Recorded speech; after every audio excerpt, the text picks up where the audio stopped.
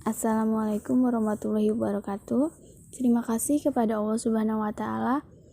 Kita masih diberikan nikmat hidup, kesehatan, kasih sayang, serta dan tak lupa kami mengucapkan terima kasih untuk kesempatan yang diberikan oleh dosen pengampu Ibu Syarifah Ida Farida SEMM yang meminta kami membuat video ini. Kami berasal dari Universitas Pamulang, ruang C208, kelompok 11 dengan anggota Epi Puspitasari, Dita Farida Aquila, dan Fitri Mulyani. Dengan materi pendirian industrial dalam penggunaan ekonomi. Halo, perkenalkan nama saya Fitri Mulyani. Di sini saya akan menjelaskan mengenai industrialisasi. Pengertian industrialisasi. Industrialisasi adalah sistem produksi yang muncul dari pengembangan yang mantap penelitiannya dan menggunakan pengetahuan ilmiah. Industrialisasi dilandasi oleh pembagian tenaga kerja dan spesialisasi, serta menggunakan alat-alat bantu seperti mekanik, kimiawi, mesin, organisasi, serta intelektual dalam produksi. Industrialisasi merupakan proses peralihan dari suatu bentuk masyarakat tertentu menuju masyarakat industrial modern. 3 jenis definisi untuk memahami industrialisasi antara lain. 1. Residual. Industri berarti semua hal yang bukan pertanian. Kedua, sektoral, yang menyatakan bahwa industri adalah energi, pertambangan, dan usaha manufaktur. Ketiga, bersifat mikro dan makro, yaitu sebagai proses produksi, dan yang lebih luasnya lagi sebagai proses sosial industrialisasi. Ada 7 faktor-faktor pendukung industrialisasi antara lain. Ke-1, kemampuan teknologi dan inovasi. Kedua, laju pertumbuhan pendapatan nasional per kapita. Ketiga, kondisi dan struktur awal ekonomi dalam negeri. Negara yang awalnya memiliki industri dasar primer atau hulu seperti baja, semen, kimia, dan industri menengah yang memiliki mesin alat produksi yang akan mengalami suatu proses industrialisasi lebih cepat. Keempat, besar pangsa pasar dalam negeri yang ditentukan oleh tingkat pendapatan dan jumlah penduduk.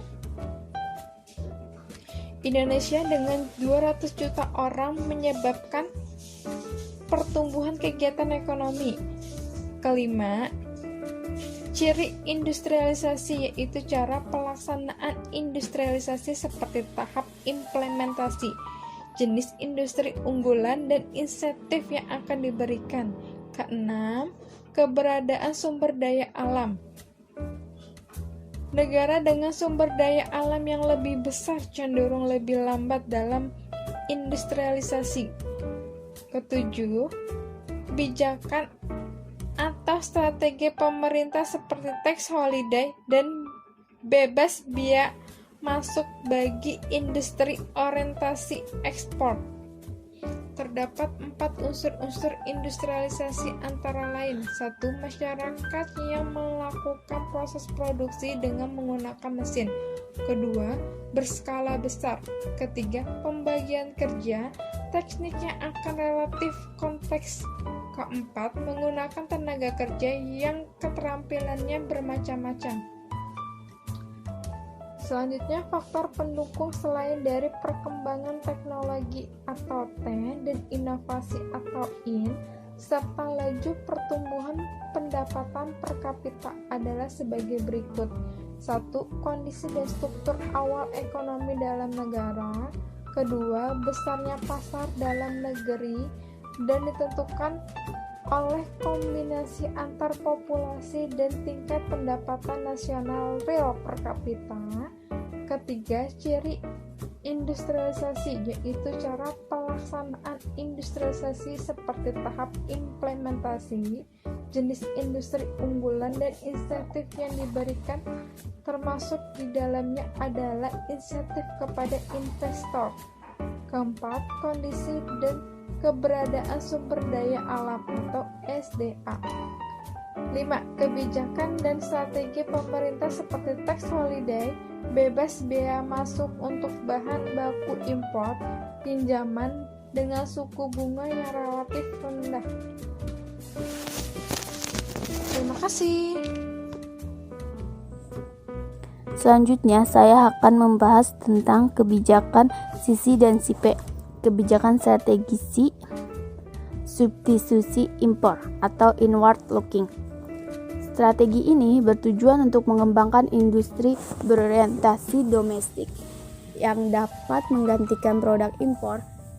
Pertimbangan atas digunakannya strategi ini antara lain 1. Sumber daya alam dan faktor produksi yang cukup tersedia. 2. Potensi permintaan atau demand dalam negeri memadai sebagai pendorong perkembangan industri manufaktur dalam negeri.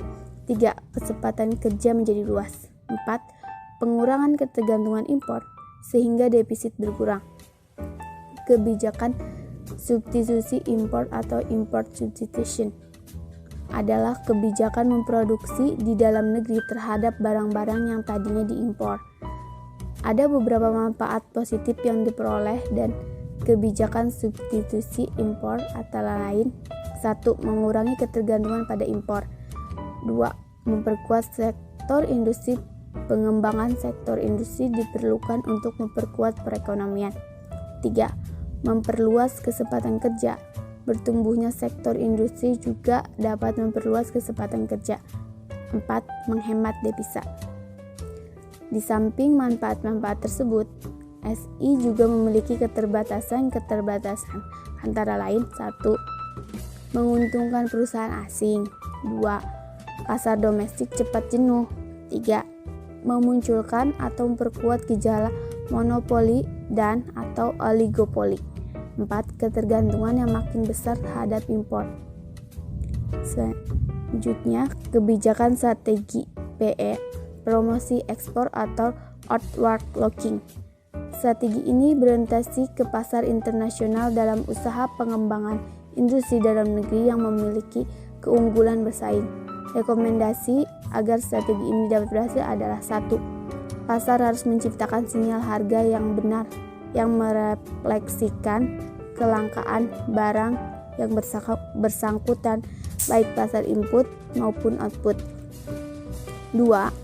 Tingkat proteksi impor yang harus rendah. 3. Nilai tukar yang harus realistis. 4. Ada insentif untuk peningkatan ekspor. Ada 4 faktor yang dapat menjelaskan bahwa kebijakan PE mampu mendorong pertumbuhan ekonomi yang lebih pesat dibandingkan kebijakan SI, yaitu 1. Kaitan sektor pertanian dengan sektor industri. Misalnya, agroindustri yang berkembang karena berorientasi pada bahan baku pertanian. Dengan adanya kaitan ini, maka permintaan sektor industri terhadap sektor pertanian tetap dapat dipertahankan.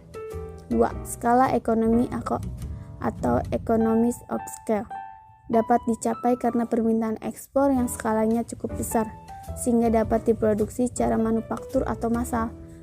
3. Meningkatnya persaingan atas presentasi perusahaan karena kuatnya persaingan pada pasar dunia. 4. Dampak kekurangan devisa atau pertumbuhan ekonomi dapat diatasi.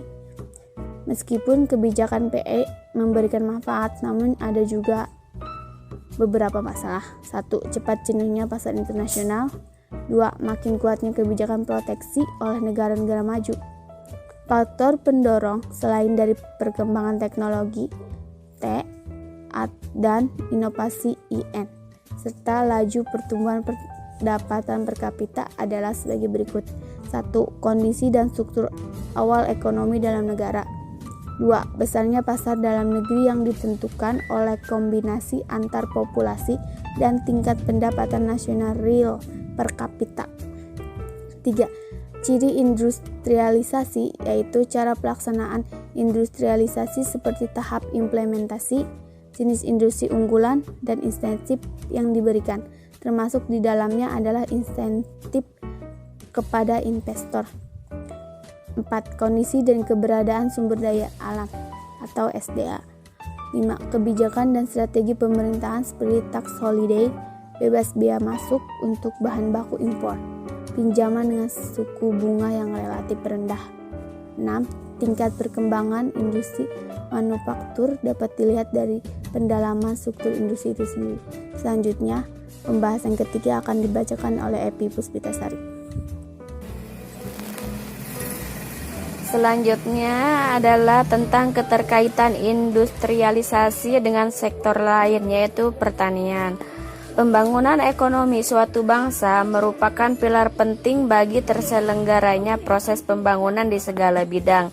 Karena jika pembangunan ekonomi satu bangsa berhasil, maka bidang-bidang lain seperti bidang hukum, bidang politik, pertanian, dan lain-lainnya akan sangat terbantu.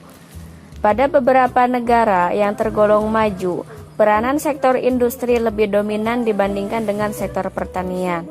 Sektor industri memegang peran kunci sebagai mesin pembangunan karena sektor industri memiliki beberapa keunggulan dibanding sektor lain karena nilai kapitalisasi modal yang tertanam sangat besar, kemampuan menyerap tenaga kerja yang besar, juga kemampuan menciptakan nilai tambah dari setiap input atau bahan dasar yang diolah. Dalam rangka memajukan sektor agraris di wilayah pedesaan, industrialisasi pertanian merupakan keniscayaan. Setidaknya terdapat 3 prinsip industrialisasi pertanian yang kerap digunakan oleh negara-negara berkembang. Pertama, pembangunan berbasis pertanian yang mengutamakan potensi pasar dalam negeri sekaligus memanfaatkan besarnya jumlah penduduk. Kedua, pembangunan pedesaan yang dirangsang oleh agroindustri. Yang ketiga, pembangunan daya dorong yang berusaha meningkatkan produktivitas dan daya beli kaum miskin serta mendorong motivasi kaum berada.